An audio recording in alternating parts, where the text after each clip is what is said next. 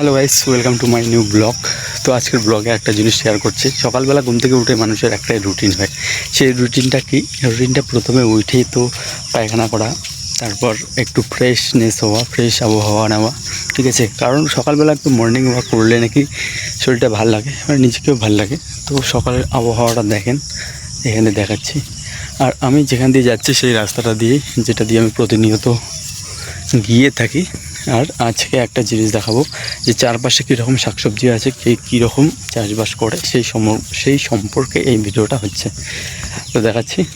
তো ভাই সাহেব, এই যে দেখো রাস্তার চারপাশে কত শাকসবজি আছে।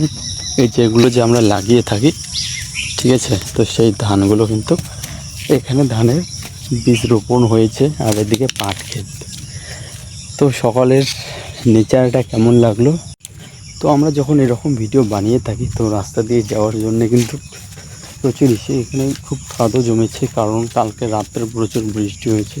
বৃষ্টির জন্য কিন্তু একটু অসুবিধা। আর শশা খেতে আপনাদেরকে নিয়ে যাচ্ছি। শশা খেতে নিয়ে গিয়ে আমি দেখাবো যে কী ধরনের শশা, কী রকম শশা আমরা করেছি। তো ফাইনালি কিন্তু আমি চলে এসেছি আমাদের শশা খেতে। সেখানে শশা চাষ হয়েছে। আর শশা চাষের সাথে আমি আপনাদেরকে একটা জিনিস দেখাচ্ছি। এই যে দেখেন, এই যে খুঁটিটা, তার পাশে একটা ছোট্ট ড্রেন আছে। এই ড্রেন দিয়ে কিন্তু আমরা চাষাবাদের জন্য জল ঢল নিয়ে থাকি। আর এই যে শশা খেতে ঢুকেছে, এবছর না সেরকমভাবে শশা হয়নি, কারণ এখন শশাগুলো হতে চাচ্ছে না। কী যে ব্যাপার দেখো, এত বড় একটা শশার জাংলা, সেই জাংলার মধ্যে কিন্তু সেরকমভাবে কোনো রকম শশা নেই, শুধু গাছগুলোই আছে। আর মাঝে মাঝে দেখেন আবার গাছগুলো মরতেছে। এই যে মারা গেছে এই গাছটি। তো এইভাবে যদি মারা যায় তাহলে তো আমরা প্রচুর লসে রান করব, তাই না?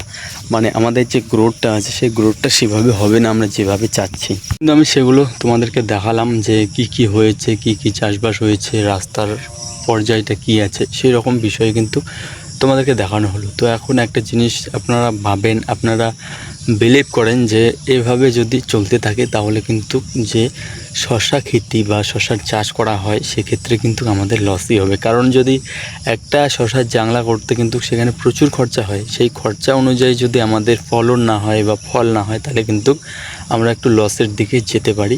তো সেই জন্য বলবো যে এগুলোকে একটু ভালো করে পরিচর্যা করতে হয়, আর সময় ঠিক টাইম মতো এগুলোকে করতে হয়। তো দেখা হচ্ছে নেক্সট ব্লগে। টাটা।